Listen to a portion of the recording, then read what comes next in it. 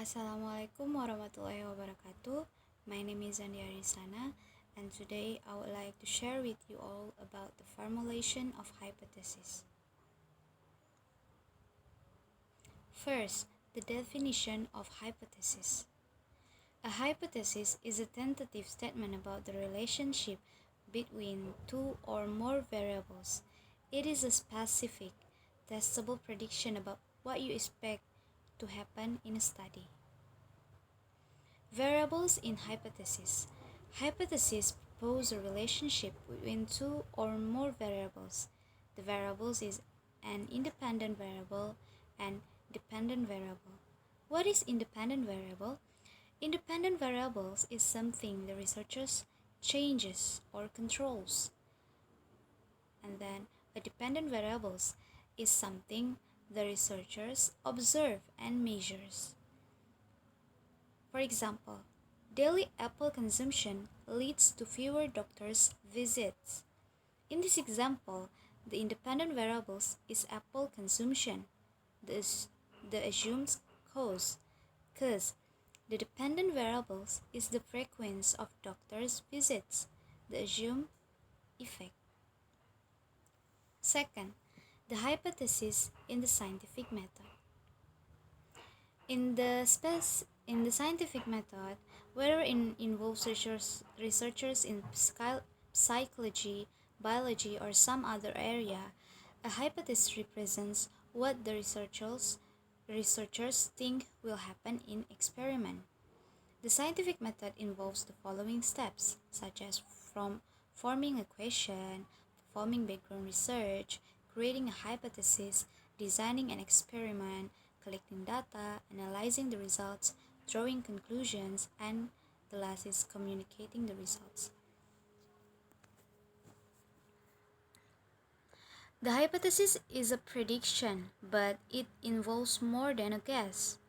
Most of the time, the hypothesis begins with a question, which is then explored through background research. It is only at this point that researchers begin to develop a testable hypothesis. Unless you are creating an exploratory study, your hypothesis should always explain what you expect to happen. The next slide is about the steps to developing research question. First, ask a question. The second step is do some preliminary research. Third step is formulate your hypothesis. Fourth, refine your hypothesis. Fifth, press your hypothesis in true ways. And the last steps is write a null hypothesis. Okay, I will explain to you about the first step is about the ask a question. Writing a hypothesis begin with a research question that you want to answer. The question should be focused, specific, and researchable within the constraints of your project. Such the example is, do students who attend more lectures get better exam result? And the second explanation for the second step is do some preliminary research. Your initial answer to the question should be based on what is already known about the topic. Look for theories and previous studies to help you form educated assumptions about what your research will find. At this stage, you might construct a conceptual framework to identify which variables you will study and what you think the relationship are between them. Third, formulate your hypothesis. Now, you should have some idea of what you expect to find. Write your initial answer to the question in a clear, concise sentence, such as attending more lectures leads to better exam results. Okay. Fourth fourth step. This is the fourth step. Refine your hypothesis. You need to make sure your hypothesis is specific and testable.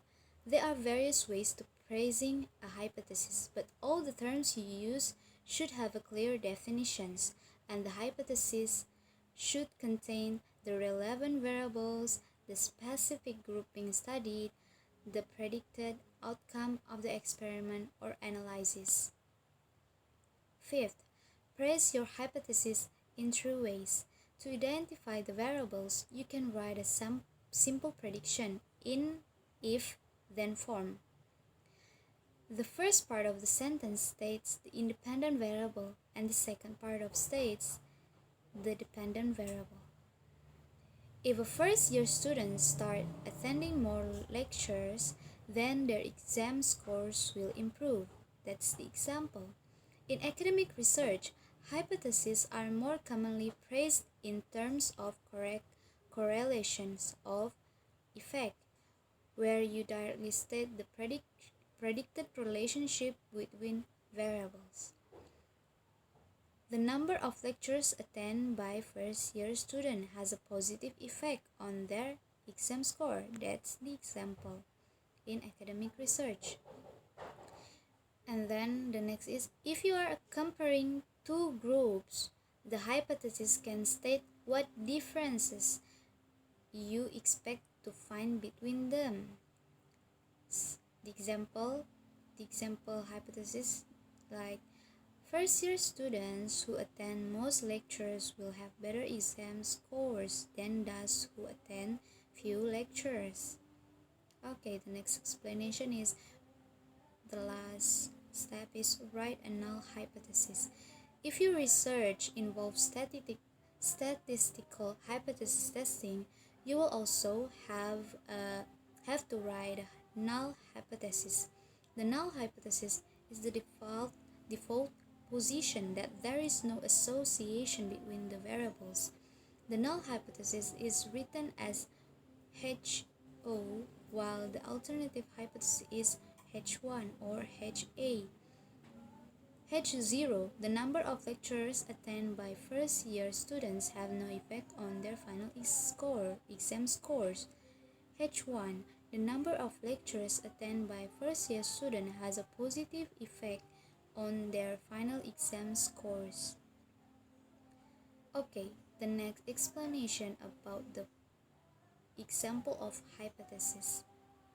A hypothesis often follows in a basic format of if this happened and then this will happen.